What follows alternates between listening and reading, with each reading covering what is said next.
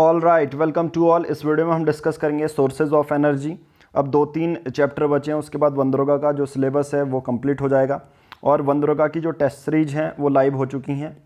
आपको 7505134891 में टेलीग्राम में कांटेक्ट करना है, आपको टेस्ट सीरीज दे दी जाएंगी। बाकी टेस्ट सीरीज के बारे में पूरी डिटेल के लिए मैं आपको लिंक डिस्क्रिप्शन में दे दूंगा, उस वीडियो को आप देख सकते हैं पूरा कंप्लीट। आपको सबसे पहले वंदरोगा में टेलीग्राम ऐप डाउनलोड करनी है और सर्च बॉक्स में लिखना है यूके वंदरोगा, ठीक है।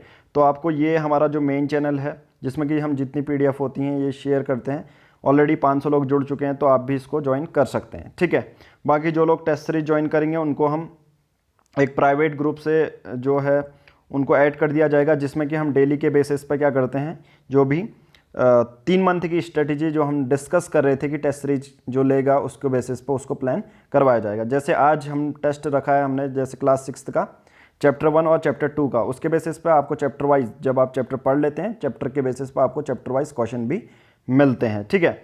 बाकी जो एनसीईआरटी है उसके हाईलाइटेड नोट्स भी आपको इस फ्री ग्रुप में मिल जाते हैं। तो स्टार्ट करते हैं आज का डिस्कशन, सोर्सेज ऑफ एनर्जी। देखिए सोर्सेज ऑफ एनर्जी में क्या है, सबसे पहले जानेंगे कन्वेंशनल सोर्सेज ऑफ एनर्जी ये क्या होती हैं। कन्वेंशनल सोर्सेज ऑफ एनर्जी को non renewable sources of energy भी कहते हैं, ठीक है। तो सबसे पहले इसका एग्जांपल है फॉसिल फ्यूल्स। फॉसिल फ्यूल क्या होते हैं, non renewable sources of energy बोलो या कन्वेंशनल सोर्सेज ऑफ एनर्जी बोलो, ठीक है। अब एक फैक्ट पढ़ते हैं, अगर आप किसी कार्बन को, नाइट्रोजन को या सल्फर को सपोज जलाते हो हवा में क्या होती है, ऑक्सीजन। ऑक्सीजन होगी तो इनका क्या बन जाएगा, ऑक्साइड बनेगा, सिंपल सी बात है, कार्बन का कार्बन ऑक्साइड, ठीक है। नाइट्रोजन का nitrogen dioxide, sulphur dioxide, carbon dioxide, तो ये ऑक्साइड बना लेते हैं अपने हवा में अगर जलते हैं। तो हमेशा याद रखना जब भी ये जलते हैं तो ये एसिडिक ऑक्साइड देते हैं। तो इसी पे छोटा सा कन्फ्यूज़न जो बन जाता है, कभी कभी बेसिक ऑक्साइड होंगे या एसिडिक, तो क्वेश्चन ऐसे ही बनता है कि अगर ये जलते हैं हवा में तो कौन से ऑक्साइड देते हैं, ठीक है। उसके बाद नेक्स्ट है थर्मल पावर प्लांट। नाम से क्या लग रहा है, थर्मल। थर्मल यानी कि हीट से इलेक्ट्रिसिटी को जनरेट करना। सबसे पहले हम क्या करते हैं, फॉसिल फ्यूल्स को जलाते हैं। हमारे पास एक टैंकर होता है, ठीक है, तो इस पर पानी होता है, तो फॉसिल फ्यूल को जलाएंगे तो पानी क्या होगा, गर्म होगा, ठीक है। गर्म होगा तो वो क्या प्रोड्यूस करेगा, स्टीम प्रोड्यूस करेगा, जो भाप होती है, ठीक है। वो स्टीम क्या करेगी, जो हमारी छोटी टर्बाइन होगी, तो ये कॉन्सेप्ट सभी में एप्लीकेबल होगा, ठीक है। जो स्टीम होगी इस टर्बाइन को तेज तेज क्या कराएगी, रोटेट करवाएगी और इससे क्या होगा, इलेक्ट्रिसिटी जनरेट हो जाएगी। तो थर्मल पावर प्लांट का देखो कॉन्सेप्ट हमने कितने छोटे में समझा। फॉसिल फ्यूल्स को जलाएंगे, हीट अप वाटर, पानी को गर्म करेंगे, प्रोड्यूस स्टीम, इससे क्या होगी, भाप बनेगी, स्टीम बनेगी, जो स्टीम होगी वो टर्बाइन को घुमाएगी और इलेक्ट्रिसिटी जनरेट करेंगे, ओके। उसके बाद नेक्स्ट है हाइड्रो पावर प्लांट। नाम से क्या लग रहा है, हाइड्रो मतलब पानी की हेल्प से इलेक्ट्रिसिटी जनरेट करना। ये ट्रेडिशनल सोर्स ऑफ एनर्जी है जो पहले से बहुत पुराने समय से ये यूज़ की जाती है। अब पानी में, एक बहते हुए पानी में कौन सी एनर्जी होती है, काइनेटिक एनर्जी। तो इसको भी एक्सप्लेन करता हूँ। सपोज यहाँ पर पूरा पानी इकट्ठा किया है हमने, अब यहाँ पर से एक सपोज इसका पानी का पाथ यहाँ से फ्लो होगा, अभी पानी रुका है तो पानी में कौन सी एनर्जी, पोटेंशियल एनर्जी। अब पानी यहाँ तेज़ी से बहा तो जैसे ही किसी में मूवमेंट आ जाता है तो उसमें पोटेंशियल एनर्जी से वो एनर्जी किस में कन्वर्ट हो जाती है, काइनेटिक एनर्जी में। अब यहीं पर हमारे क्या रखी होगी, एक टरबाइन रखी होगी, बस टरबाइन को घुमाने की देर है, जैसे ही टरबाइन घूमेगी ये हमारी इलेक्ट्रिसिटी जनरेट कर लेगी। तो ये पानी का भी हो गया। फिर अब बहुत बार हमारा दिया था कि डैम के जो बड़े बड़े डैम्स होते हैं सिलेबस में, उसके डिसएडवांटेज क्या हैं। सबसे पहले कुछ मेजर डिसएडवांटेज कर लेते हैं जो कि आपके माइंड में होने चाहिए। सबसे पहले जो बड़े डैम्स होते हैं वो लिमिटेड नंबर ऑफ प्लेसेस में बनाए जा सकते हैं, यानी कि ऐसा नहीं कि हर जगह हम बना सकते हैं, ऐसा नहीं होता। हिली टेरेंस जो पहाड़ी इलाका होता है, पहाड़ी क्षेत्र होता है, उस पर हम कभी भी बिग डैम्स नहीं बना सकते। तो सबसे बड़ा लिमिटेशन तो यही है, ओके। उसके बाद एक फैक्ट पढ़ते हैं, जो भी वेजिटेशन होती है एनारोबिक कंडीशन में। एनारोबिक कंडीशन मतलब एक ऐसी कंडीशन जिसमें कि ऑक्सीजन की प्रेजेंस नहीं होती है, ठीक है, तो उसे एनारोबिक कंडीशन कहते हैं। तो इसमें क्या होता है, जो वेजिटेशन होती है, जो फसल होती है, वो क्या प्रोड्यूस करती है, large amount of methane. Methane का फॉर्मूला कमेंट बॉक्स में बताना, सबको पता होगा, छोटा सा सिंपल सा क्वेश्चन है। तो मीथेन है, मीथेन एक क्या होती है, ग्रीन हाउस गैस होती है, ये याद रखना, ओके। चलो एक और क्वेश्चन पूछता हूँ मीथेन के बारे में। तो ये केमिस्ट्री का पूरा कंप्लीट करा चुके हैं, methane, carbon and its compound में तो इसके बारे में पूरा किया है। एक क्वेश्चन आप सबको बताना है कि सबसे ज़्यादा हमारे अर्थ में major contributor of green house gas कौन सी है। जितनी भी ग्रीन हाउस गैसेस हैं सबसे पहले उनके नाम लिखने हैं। फिर दूसरा क्वेश्चन ये है कि सबसे ज़्यादा कंट्रीब्यूट कौन करता है ग्रीन हाउस गैस में। ये 2 क्वेश्चन आपके लिए हैं। ओके, उसके बाद नेक्स्ट कॉन्सेप्ट आता है बायोमास का। नाम से क्या लग रहा है? देखिए, हर किसी चीज़ को समझने के लिए उसके नाम पे जाइए, कोई डेफिनेशन रटने की ज़रूरत नहीं है आपको। बायो मास यानी कि बायोलॉजिकल मास। अब जो काउ डंग होता है, जो गोबर होता है, वो बायोलॉजिकल मास ही तो है, एक प्रोडक्ट है। तो काउ डंग को एज ए फ्यूल की तरह यूज़ करते हैं, जलाते हैं उसको और फ्यूल की तरह यूज़ होता है। ओके, उसे बायोमास कहते हैं। ठीक है, तो उससे जो निकलेगी गैस उसे बायोगैस कहेंगे। ठीक है, ओके। उसके बाद नेक्स्ट जो कॉन्सेप्ट आता है वो है चारकोल का। चारकोल के बारे में बहुत बार पूछा जाता है कि ये क्या है। जब किसी लकड़ी को लिमिटेड सप्लाई ऑफ ऑक्सीजन में जलाते हैं। अब क्वेश्चन आपको कन्फ्यूज़न कैसे करता है, जो एग्जामिनर होता है वो बोलता है कि charcoal absence of oxygen, direct ये बोल देता है एब्सेंस ऑफ ऑक्सीजन, तो आप डायरेक्ट बोल देते हैं यस ये तो सही है, बट ये गलत है।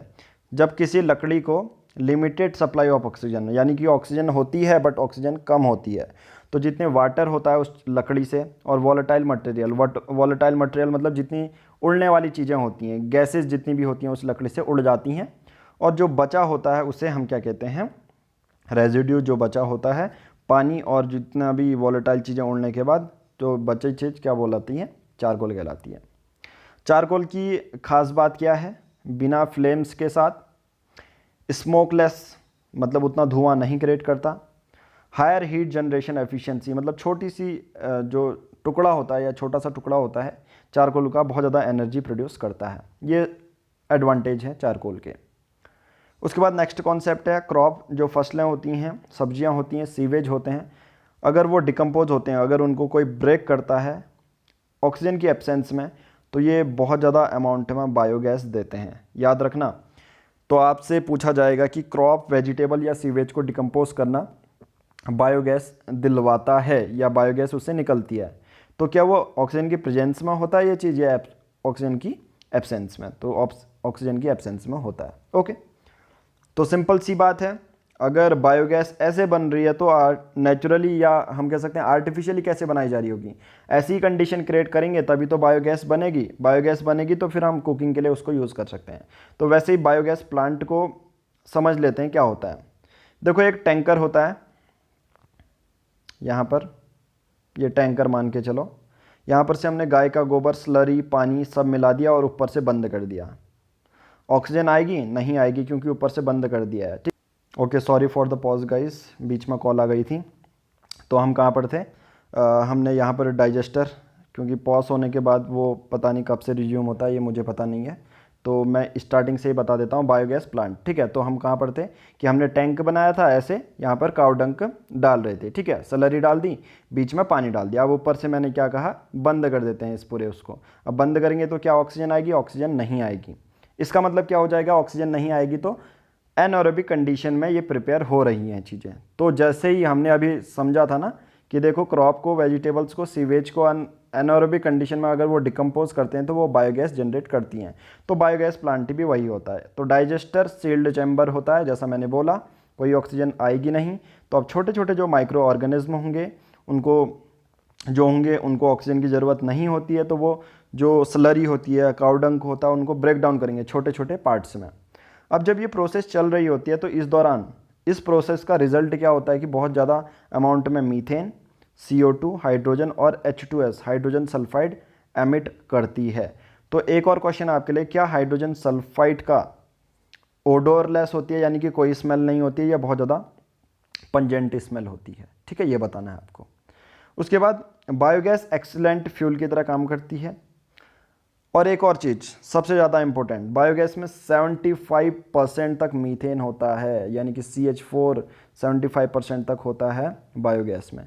तो क्वेश्चन यह पूछा जाता है आपसे कि बायोगैस का जो कंटेंट है बताइए, CO2 कितना है, हाइड्रोजन कितना है, H2S आपसे कभी कभी बोल दिया जाता है कि H2S 60% है, नहीं 75% मीथेन रहती है। अब इसका एडवांटेज क्या है? बर्न्स विदाउट स्मोक, धुआं बिल्कुल नहीं आता। लीव्स नो रेजिड्यू, जैसे ऐश राख बच जाती है कभी कभी लकड़ी को जलाने पे, तो सिंपल सी बात है रेजिड्यू भी नहीं होता। Like S in would, charcoal या कोल बर्निंग में। तो बायोगैस के इतने ज़्यादा फायदे हैं। और हीटिंग कैपेसिटी आप सबको पता है, लाइटनिंग के लिए इसको यूज़ किया जाता है। नेक्स्ट है विंड एनर्जी। और बहुत सारे लोग पूछते हैं कि बहुत सारे जो आप बायोलॉजी की ये क्लासेस पढ़ाते हो, जो ये PDF है, उसको लेने के लिए आपको कांटेक्ट करना है 7505134891 सेम टेलीग्राम में, ठीक है। तो वही गूगल पे या फ़ोन पे हम आपको बताएंगे पेमेंट ऑफ मेथड, और डायरेक्ट आपको PDF शेयर कर दी जाएगी, ठीक है। जिनने नोट्स नहीं बनाए हैं उनके लिए हैं ये। ओके, विंड एनर्जी क्या होती है? नाम से क्या लग रहा है? विंड एनर्जी मतलब हवा की हेल्प से इलेक्ट्रिसिटी जनरेट हो रही होगी। तो विंड कैसे प्रोड्यूस होती है? सिंपल सी बात है, देखिए ये सन है, तो सन इस जगह को कम गर्म, सपोज यहाँ पर सन की रेज ज़्यादा आई तो ये वाला एरिया ज़्यादा गर्म हो जाएगा, यहाँ पर कम आई तो ये वाला एरिया कम गर्म होगा। तो सिंपल सी बात है, जो ये अनइक्वल हीटिंग होती है इस वजह से विंड प्रोड्यूस होती है। तो विंड का कॉन्सेप्ट भी आप समझ गए होंगे कि unequal heating of the land mass, जो धरती अनइक्वल के बेसिस पे अनइक्वल हीटिंग होती है, उस बेसिस पर गर्म होना, तो विंड प्रोड्यूस होती है, ठीक है। और एक और चीज़ याद रखना, तो इसी विंड के बेसिस पे, तो विंड तेज़ी से बहेगी तो सिंपल सी बात है क्या, किसको मूव करवाएगी? टरबाइन को मूव करवाएगी। टरबाइन मूव करेगी तो इलेक्ट्रिसिटी जनरेट होगी। ओके, अब फैक्ट हम कर लेते हैं। फैक्ट क्या है? देखिए, विंड स्पीड कभी पूछ ली जाती है कि अगर विंड टरबाइन को सेटअप करना है तो विंड स्पीड मिनिमम कितनी होनी चाहिए? 15 किलोमीटर पर आवर से ज़्यादा होनी चाहिए। अगर कहीं पर भी हमें विंड टरबाइन, विंड एनर्जी का यूज़ करना है तो 15 किलोमीटर पर आवर से विंड की स्पीड ज़्यादा होनी चाहिए। अगर 1 मेगावाट का जनरेटर हमें सेटअप करना है तो हमें 2 हेक्टेयर की ज़मीन चाहिए होगी। तो विंड एनर्जी के भी बहुत ज़्यादा, हालांकि non conventional sources of energy हम कह सकते हैं, बट विंड एनर्जी में ऐसा होता है कि हमें बहुत सारी चीज़ें एक्सपेंसिव हम कह सकते हैं, ठीक है। There should be a backup facility like storage cell. अब कभी हवा नहीं चली तो सिंपल सी बात है, हमें बैटरी स्टोरेज भी तो चाहिए होगा, तो बहुत ज़्यादा एक्सपेंसिव हो जाती है। उसके बाद दूसरे फैक्ट भी हैं जो कि मोस्ट प्रोबेबली नहीं पूछे जाएंगे, ऐसे क्वेश्चन नहीं आएंगे फॉरेस्ट एग्जाम में, बट पॉसिबिलिटी तो कुछ भी हो सकती है। तो इसलिए मैंने जितना भी NCERT है कोई भी चीज़ छोड़ा नहीं है, सब चीज़ एक्सट्रैक्ट किया है। डेनमार्क को कंट्री ऑफ विंड, डायरेक्ट अगर क्वेश्चन आ जाता है which country is known as the country of winds, तो ये हो जाएगा डेनमार्क। ओके, मोर देन 25% जो इलेक्ट्रिसिटी होती है डेनमार्क में वो हवा से ही बनाई जाती है। बाकी इंडिया 5th हार्नेसिंग है विंड एनर्जी में। ये एनर्जी के ओल्ड फैक्ट्स हैं, बट आपको डेनमार्क के बारे में याद रखना है, ये स्टैटिक फैक्ट है। कंट्री ऑफ विंड्स नाम दिया जाता है डेनमार्क को, ठीक है। बाकी आपका ये नंबर, ये पोजीशन आपको नहीं आने वाली है, बाकी फिजिक्स, केमिस्ट्री और बायोलॉजी में ही हमें फोकस करना है। बट NCERT में क्या बेसिक चीज़ें थी वो मैंने आपको बताई। ओके, बाकी भारत में ऐसी कहाँ है विंड एनर्जी के बारे में बात करूँ तो कन्याकुमारी तमिलनाडु में ये जनरेट करती है 380 मेगावाट की इलेक्ट्रिसिटी। ओके, तो ये सब हमने कुछ कन्वेंशनल सोर्सेज ऑफ एनर्जी हमने देखी। अब non conventional sources of energy देखते हैं, या ऑल्टरनेटिव एनर्जी देखते हैं जिसको हम यूज़ कर सकते हैं। ऑल्टरनेटिव एनर्जी इसको नाम दिया जाता है, जैसे सोलर एनर्जी। एक साल में भारत जो रिसीव करता है 5000 ट्रिलियन किलोवाट आवर की सोलर रेडिएशन। अब इतनी ज़्यादा अगर सन की रेडिएशन वो एब्जॉर्व कर रहा है तो सिंपल सी बात है उसको क्यों ना हार्नेस करें। डेली एवरेज वेरी कर सकता है 4 से लेकर 7 किलोवाट आवर पर मीटर स्क्वायर। पर मीटर स्क्वायर मतलब हम कह सकते हैं, ये देखिए 1 मीटर स्क्वायर का ये होता है क्षेत्रफल, तो आप इसमें एरिया, ठीक है, तो एरिया के बेसिस पर हम बात करें तो इतने में 4 से लेकर 7 किलोवाट आवर पर सन की रेडिएशन इस जगह पर, तो इसी के बेसिस पर पूरे इंडिया को मेज़र किया जाता है। ओके, तो उसमें मेज़र करेंगे तो 5000 ट्रिलियन किलोवाट आवर की। उसके बाद एक डेफिनेशन आती है सोलर कांस्टेंट। बहुत सिंपल है ये। सोलर कांस्टेंट कुछ नहीं है, जो सोलर की एनर्जी पहुंचती है किसी एक यूनिट एरिया में, ठीक है, सन के और अर्थ के बीच में, सन से निकल के अर्थ के एटमॉस्फेयर में आएगी और यूनिट एरिया में पहुंचेगी, तो उसी को सोलर कांस्टेंट हम कहते हैं, ठीक है। ये एस्टिमेट लगाया जाता है कि approximately 1.4 kilo joule per second square meter या 1.4 किलोवाट पर मीटर स्क्वायर जो है सोलर रेडिएशन आती है, ठीक है। उसके बाद दूसरे फैक्ट हैं, जो ब्लैक सरफेस है यानी कि जो काली चमड़ी होती है वो ज़्यादा एब्जॉर्व करती है हीट जो रेडिएशन होती है as compare to white object. Okay, solar cooker में इसी का कॉन्सेप्ट यूज किया जाता है, ब्लैक सरफेस का। Okay, now typical cell develop a voltage of 0.5 to 1 volt and can produce about 0.7 watt of electricity। एक अगर सेल है आपके पास, अगर 0.5 वोल्ट का है तो 0.7 वॉट की इलेक्ट्रिसिटी वो जनरेट कर सकता है अगर वो धूप में रहे तो, सोलर सेल जिसे बोलते हैं। ठीक है, उसके बाद एक और फैक्ट सिलिकॉन के बारे में पढ़ लेते हैं। सिलिकॉन आप सबको पता है सोलर सेल्स बनाने के काम में आता है, बहुत ज़्यादा एबंडेंट मात्रा में पाया जाता है, यानी कि ज़्यादा मात्रा में पाया जाता है। बट क्या सिलिकॉन की क्वालिटी उतनी अच्छी है इंडिया में? नहीं है, उतनी अच्छी लिमिटेड क्वालिटी है, तो हमें थोड़ा सा इससे कॉम्प्रोमाइज़ करना पड़ता है। बाकी बहुत ज़्यादा एक्सपेंसिव होती है तो इसका डिसएडवांटेज है। उसके बाद सोलर सेल में सिल्वर का भी यूज़ किया जाता है। सिल्वर किसके लिए? Interconnection of the cell, cell को जोड़ने के लिए सिल्वर का यूज़ किया जाता है। आर्टिफिशियल सैटेलाइट के अगर बारे में बात करूं और स्पेस के बारे में बात करूं तो जैसे मार्स ऑर्बिटर है, सोलर सेल इसी एनर्जी का यूज़ करते हैं, सोलर एनर्जी का। अब कुछ एनर्जी समुद्र से भी हमें देखने को मिलती है, जैसे टाइडल एनर्जी। टाइड का मतलब होता है टाइड्स, जैसे आती हैं टाइड्स। ठीक है, तो ग्रेविटेशनल पुल मून का, चंद्रमा का जो ग्रेविटेशनल पुल होता है उसके बेसिस पे जो वाटर का लेवल है वो बढ़ता या घटता है। तो वही जो सी का लेवल है, पानी का घटना और बढ़ना, तो इसके बेसिस पे जो डिफरेंस क्रिएट होता है, इसके बीच में क्या होता है, ये टरबाइन को रोटेट करने में मदद करता है। तो सिंपल सी बात है, sea level give us tidal energy. सबसे पहले हम डैम बनाते हैं, फिर वो टरबाइन वहाँ पर घूमती है जहाँ पर ऊपर नीचे पानी होते रहता है, और इस बेसिस पे देखो बहुत सिंपल कॉन्सेप्ट है, पानी ऊपर हो जाएगा नीचे हो जाएगा, तो ये तेज़ी से होता है, ये अब इतना धीरे धीरे मत समझना, तेज़ी से होता है और ये टरबाइन घुमाता है। ठीक है, तो टाइडल एनर्जी होती है। ओके, बाकी ऐसे डैम्स किसी लिमिटेड एनर्जी लिमिटेड जगह पे ही बना सकते हैं। Okay, now wave energy. Wave energy, kinetic energy possessed by huge waves near the sea shore can be trapped. ठीक है, उसे wave energy. Ocean thermal energy, नाम से लग रहा है ओशियन समुद्र, थर्मल मतलब गर्म होना, तो सिंपल सी बात है, ये समुद्र मान के चलो, ये उसके नीचे गहराई मान के चलो।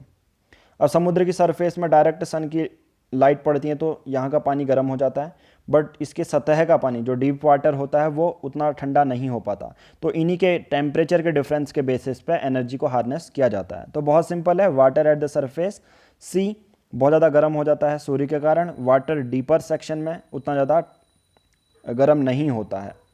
तो जो वही टेम्परेचर का डिफरेंस होता है वो एक्सप्लॉइट करता है एनर्जी को।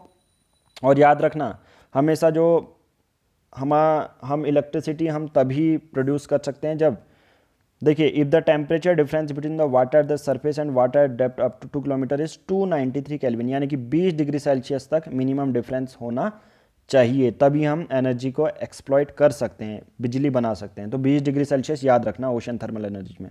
ओके, बाकी जो वार्म सरफेस वाटर होता है वो अमोनिया को गर्म करता है, और उसके बदले में जो ठंडा पानी होता है वो अमोनिया को, जो वेपर होता है, उसको कंडेंस करता है, ठंडा करता है। तो बस यही प्रोसेस चलती रहती है और इसके बेसिस पे हमारी इलेक्ट्रिसिटी जनरेट होती है।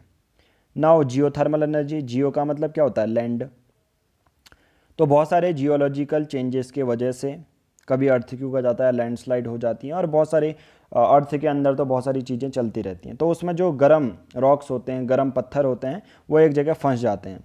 अब एक जगह फंस जाएंगे तो सिंपल सी बात है, पानी के अंदर अंडरग्राउंड वाटर भी है फिर, तो ये जो गर्म पत्थर हैं इस पानी को गर्म कर देते हैं। गर्म करेंगे तो ये स्टीम बनेगा, स्टीम बनेगा तो बस कॉन्सेप्ट सिंपल, स्टीम कभी भी बनती है तो टरबाइन घुमाओ, उससे टरबाइन घुमाएंगे तो हमारी इलेक्ट्रिसिटी जनरेट की जाएगी। ठीक है, तो बस जहाँ पर भी गर्म पत्थर किसी ज़मीन के नीचे देखने को मिले उस जगह को हॉट स्पॉट बोलते हैं। हॉट स्पॉट होता है वो पानी को गर्म करता है और स्टीम जनरेट करता है, और जहाँ पर से ये पानी आता है उसे हॉट स्प्रिंग का भी नाम दिया जाता है। जनरली ये हमें न्यूजीलैंड यूएसए में देखने को मिलते हैं। इस बेसिस पे इलेक्ट्रिसिटी जनरेट की जा सकती है। Now nuclear energy.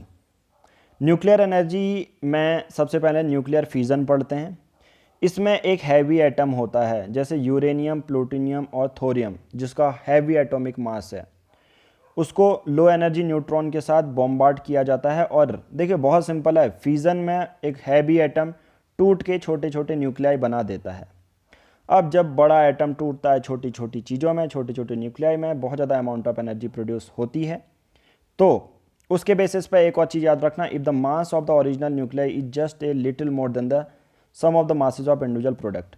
यानी कि जैसे एक यूरेनियम है, अगर ये दो पार्ट में टूटा, इन दोनों का सम सपोज 50 है, तो इसका होगा 50.2 या 50.3। तो ये कॉन्सेप्ट भी याद रख लेना न्यूक्लियर फ्यूज़न का।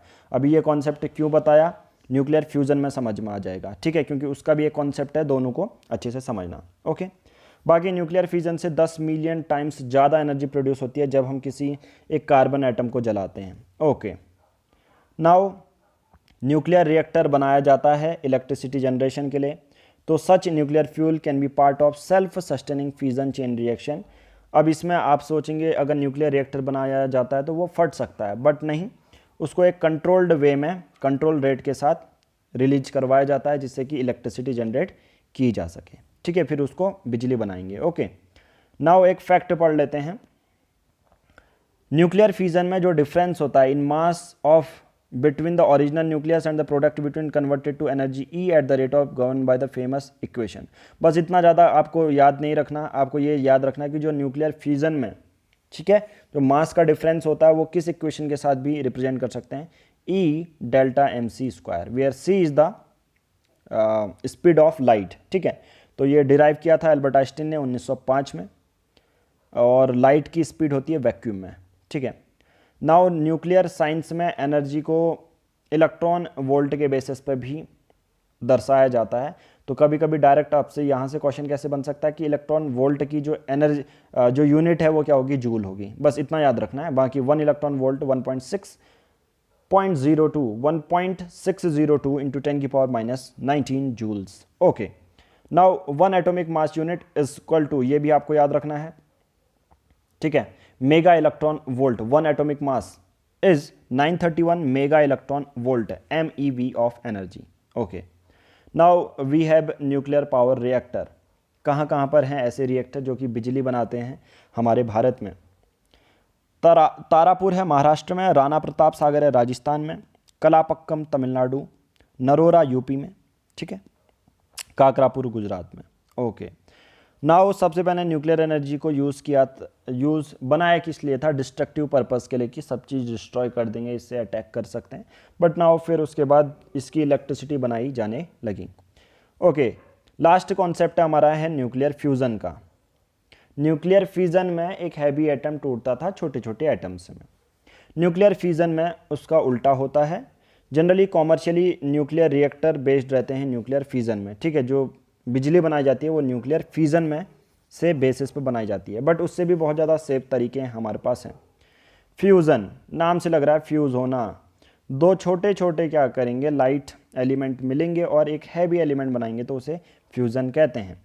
तो फ्यूज़न का मतलब होता है joining higher nuclei to make a heavier nucleus, जैसे हाइड्रोजन हाइड्रोजन हीलियम बनाते हैं। ओके, बाकी जब भी ये मिलते हैं, जैसे टूटने पे एनर्जी रिलीज हो रही थी, यहाँ पर भी tremendous amount of energy release होती है अकॉर्डिंग टू आइंस्टाइन इक्वेशन, ठीक है। Mass of product is little less than the sum of masses of original individual.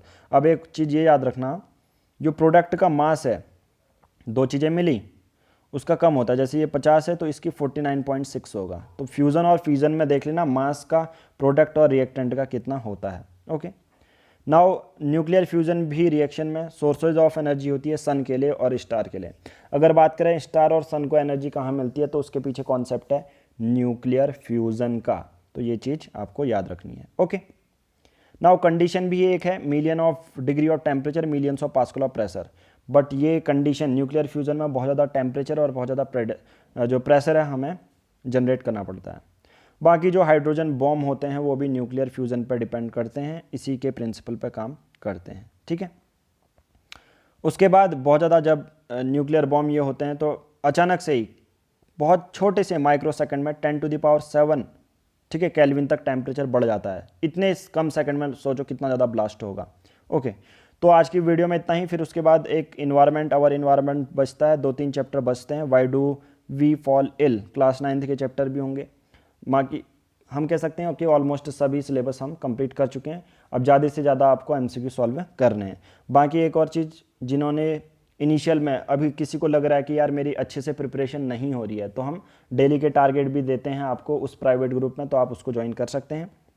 बाकी किसी को लग रहा है मुझे सब कुछ आ चुका है या मेरा रिवाइज बचा है, तो उसके लिए भी आपको प्राइवेट ग्रुप ही ज्वाइन करना है, क्योंकि test series chapter wise MCQ आपको मिलते हैं। ऑलरेडी 30 से 32 लोग ज्वाइन कर चुके हैं, ठीक है। तो उस बेसिस पर आप भी उस ग्रुप को ज्वाइन कर सकते हैं। Thank you.